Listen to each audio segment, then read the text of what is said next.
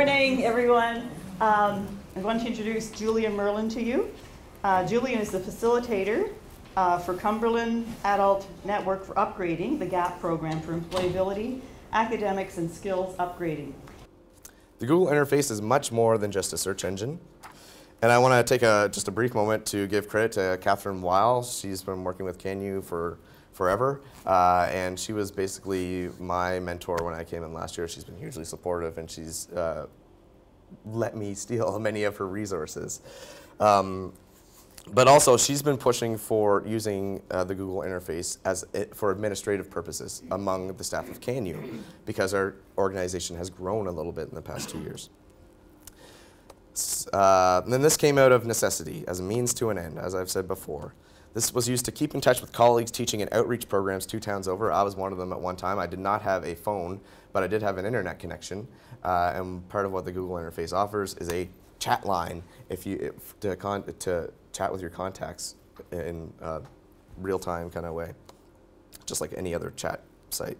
We needed a better system to track attendance with increased accountability that was viewable by all staff. Okay, so if I'm in Pugwash, I don't have a phone, and 3 of my students don't show up, it appears in the attendance table, which I'm going to show you an example of here in a moment. But my executive director can see that in Amherst, and Catherine Weil can see that in Amherst. So they can be the ones phoning the students and getting their arses to class when I didn't have a phone. Needed an efficient way to share documents among groups of colleagues, whether it's templates, activity reports, blah, blah, blah, blah. And we needed an easier way to coordinate program schedules across CanU. Okay, so our program's diversified, and now we have so many other things going on. Okay, when can we do this? When can we do that? We need a way to efficiently see this. So we'll start with the Google search engine. So we'll back up a few paces and just start there for adult learners' sake.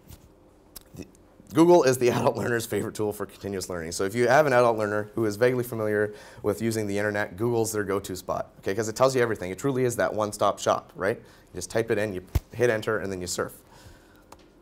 But what other internet essentials do we usually gear our learners up with? The second one that comes to my mind is using the email. So I guess we'll get into kind of what that looks like with Gmail. Does anybody in the room have a Gmail account? Yeah, so some of you are familiar with how this all works, or to some degree, to whatever degree. So you type in whatever, it brings you up whatever. Second step to this is email. Second layer, I guess. From my experience working with adult learners, when you get into using email, this is when computer use finally becomes relevant to them. It's like the lights come on. It's like, oh, I can communicate with other people now. This is what this box is for. Okay? So whether it's for family, colleagues, applying for jobs, et cetera, et cetera, et cetera. But what makes the Gmail experience any different from other email service providers? Well, functionally, it's really not, there's no difference there. Okay? You still click compose to write a message. You still have a list of contacts. You still have an inbox, yada, yada, yada. However, Gmail is easier accessed. Okay? And I'll show you how in a moment. And I'll also allude to the fact that it's also mobile. So if you have clients that use smartphones or iPhones or whatever, they can have their email account on their phone at all times. I have mine on mine. But what I mean by the accessibility piece, if you have a learner that knows how to get to Google, that one-stop shop for everything, you know, all the internet is in Google, obviously. All they need to do to get their email account is to use this Google interface toolbar. This is basically what I mean by the Google interface, is this black bar here and all the tabs that are on it. So to get to Gmail, you don't have to type in any complicated URL. You don't have to find a new email service provider. You just click it. This is logging me into a phony email address that I created for the conference purposes. So it looks like an email inbox like any other email inbox. But how did I get there? I just clicked the button. Okay, that was my Gmail account. I click it, it takes me there. Okay, so it's easier. It's a bit easier to access. This also is a gateway to all other Google services offered. So when you originally sign up for a Gmail account, it will ask you if you want to do a Google Plus account, which is basically this Facebook kind of esque interface that you can use for professional or personal purposes. You create a profile and that kind of thing, without the kind of Facebook-y drama that you might get in there.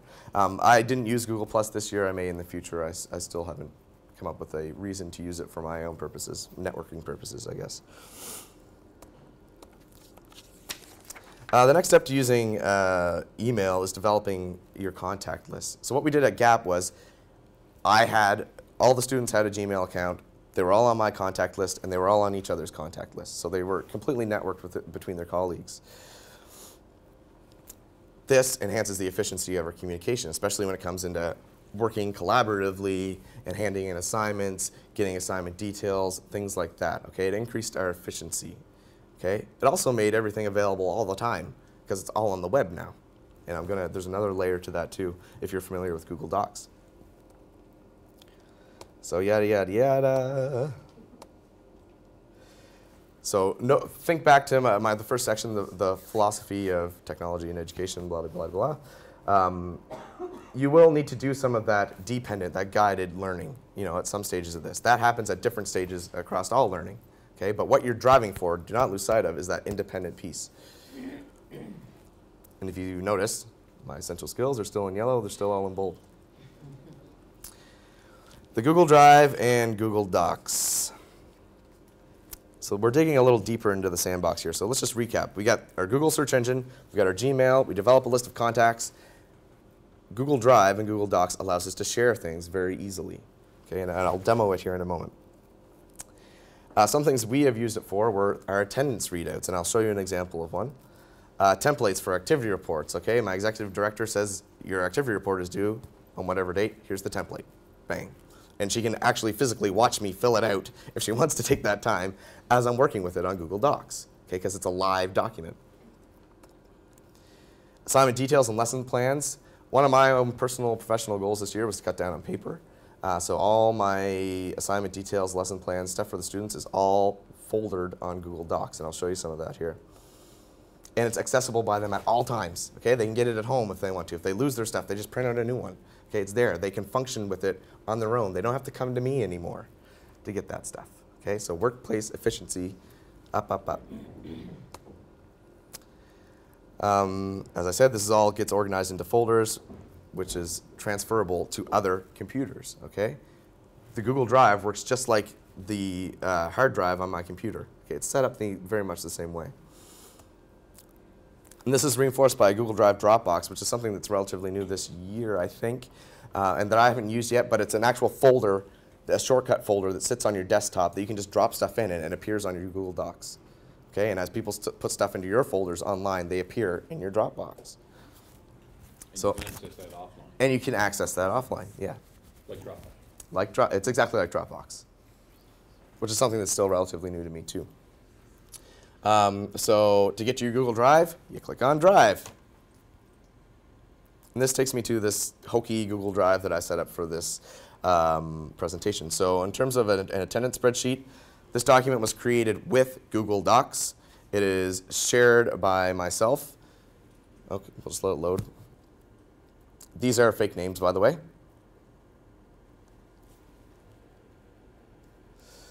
So we have our clients, we have whether they're part of community services, justice, whoever, when they started, when they ended, their phone number, their age, and how many days they have attended the program out of how many sessions could have happened within each month. Okay, and I know it looks kind of like a complicated spreadsheet there. Yeah? Can you just go back again through the steps just one more time, like from... Yep, sorry. Like just the Google Drive, just that last thing when you... Okay, I'm in my inbox.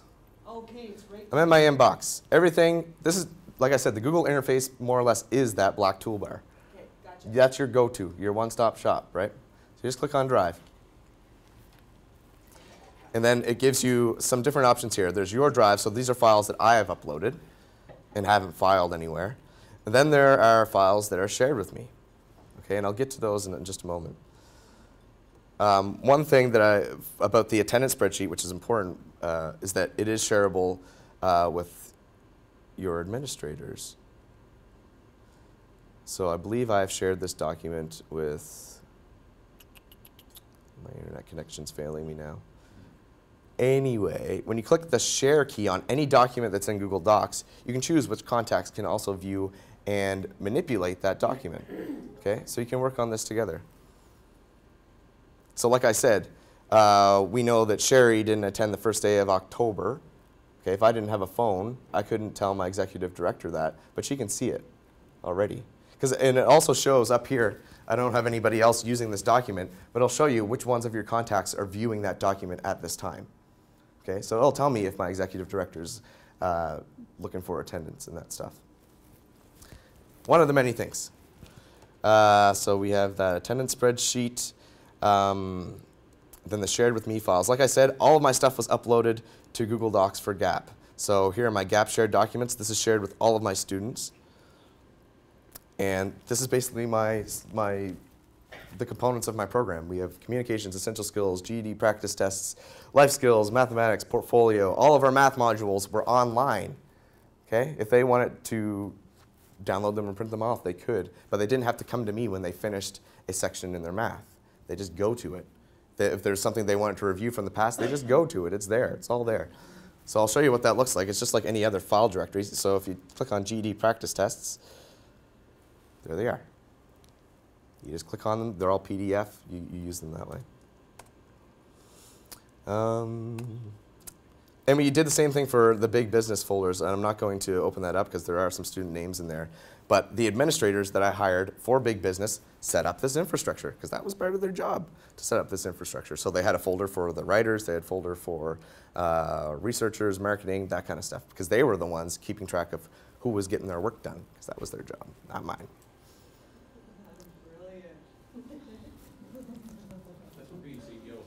Exactly. That's what I hired you for, right?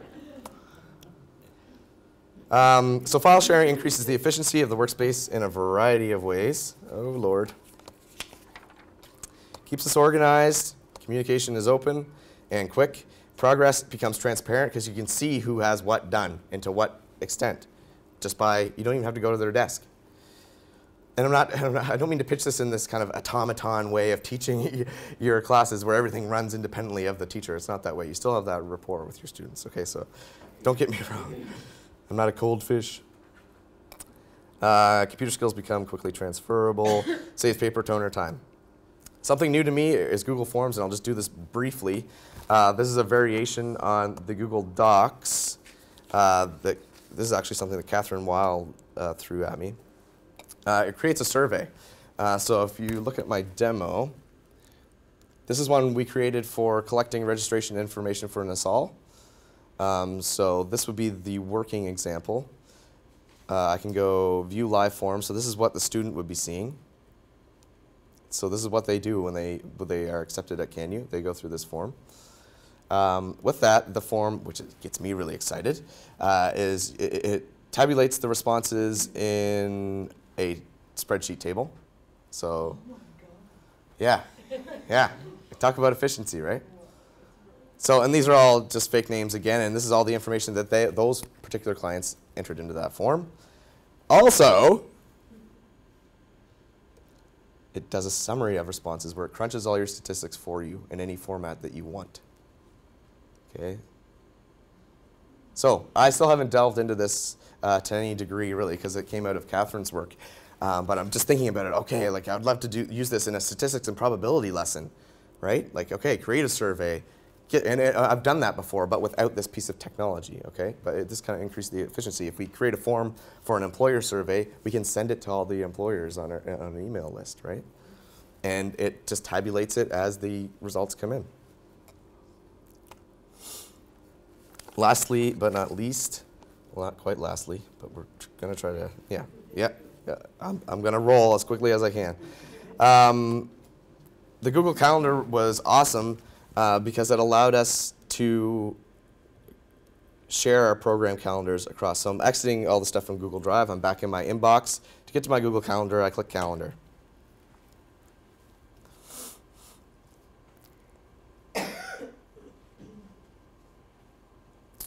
Please. This works a lot better when you got a solid connection. Yes, it does. So my personal calendar is the LNS Technology email address, and who knew I have a conference today? Okay, so this is my personal calendar. So we'll click that off. But my adult learners can also create their own calendar and share that with me. So this is Adult Learner X. This is how their week is going. They had a court hearing, they were running late, they had tripped out patients, and they had a meeting with DCS at the end of the week. Okay, but I can see all that. So there's It creates a bit more accountability with attendance too, and it helps me keep track of where these people are. In addition to that, we have the ALP2. This is the core curriculum from the regular CanU programming, and it shows us all the programs that are running this week at CanU. On top of that, we can layer these calendars, okay? So I can view those two at the same time to avoid scheduling conflicts, stuff like that. I can view mine and the ALP2 calendar at the same time. They all layer on top of one another. And you can transfer items from calendar to calendar. And again, the Gap calendar is still up. There's nothing going on right now because the program's over. But you can go back week to week. This was basically my lesson plans.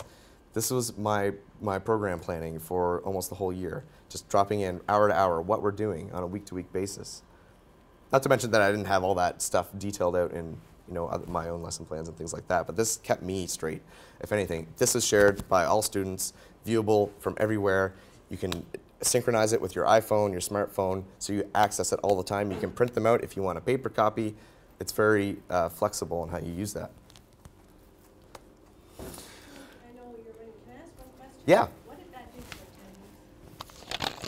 attendance? It made them more aware that of what they were missing. So it was like they'd actually think about taking days off once they knew what was coming next week. Do you know what I mean? Like, it's kind of like a psychological accountability that's held there, because they're reporting to me with the time that they're missing and things like that, and where they have to be in all other times. So it's just that communication pathway is open, so it's not like they're trying to sneak anything past me anymore. It's wide open. And like to get those days off at Gap, they have to apply for time off and things like that. There's a form that they submit and things like that. But yeah, the calendar really helped with it allowed them to know what they were missing.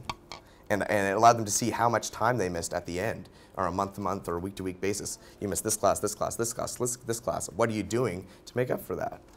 Okay, so it's black and white. You can print it out right in front of them. I guess when you hired them, you didn't give them vacation. No, they do not get that. They apply for those. Google Maps is also a link on the interface there. I know that most of us have seen Google Maps. Google Earth is something that's outside of the Google interface, but I want to demo quickly for you.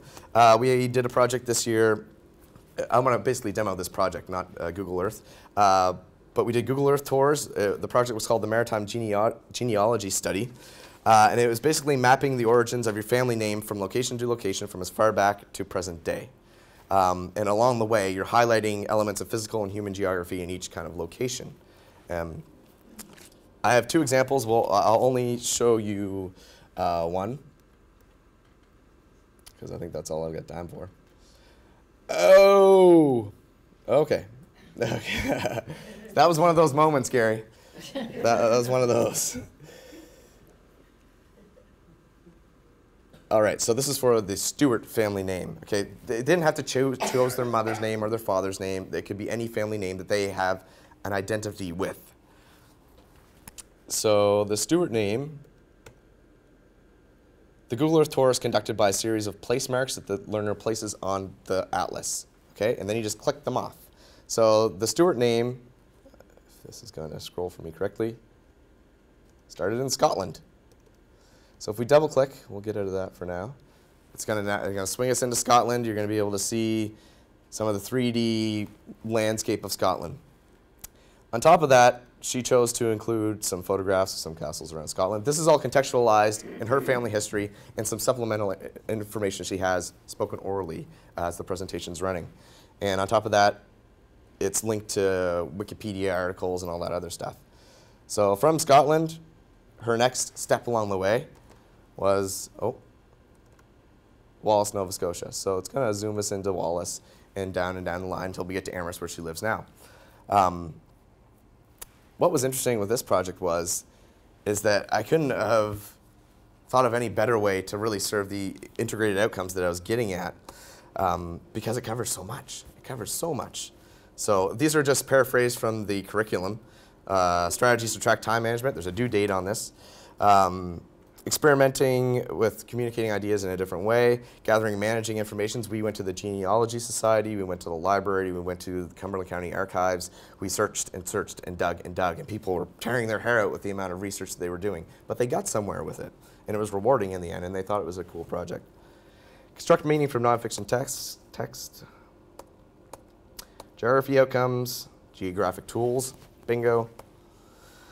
Geographic questions, okay, the place, the people, what's going on there, you know, they could talk about any aspect they want, whether, you know, my family origins are in Germany, and I love German food, so that's probably what I'd talk about. And history, interpret events that have shaped Nova Scotia, you know, immigration patterns, that kind of thing. Another one that I didn't show you here was the Vance nickname, which originated in Belgium. What was interesting with her story was that in Belgium, they were miners. In Inverness, they were miners. In River Herbert, they were miners. In Joggins, they were miners. That was their immigration pattern, okay? So this is where that comes in. I don't need to tell you these. So, in conclusion, just briefly, skills exercised via the Google interface are easily transferable because the tools it offers function just the same as any other. And its usage has been integrated with most other essential skills. And I don't need to repeat those again. So, I thank you for sharing the morning with me. I really, really do.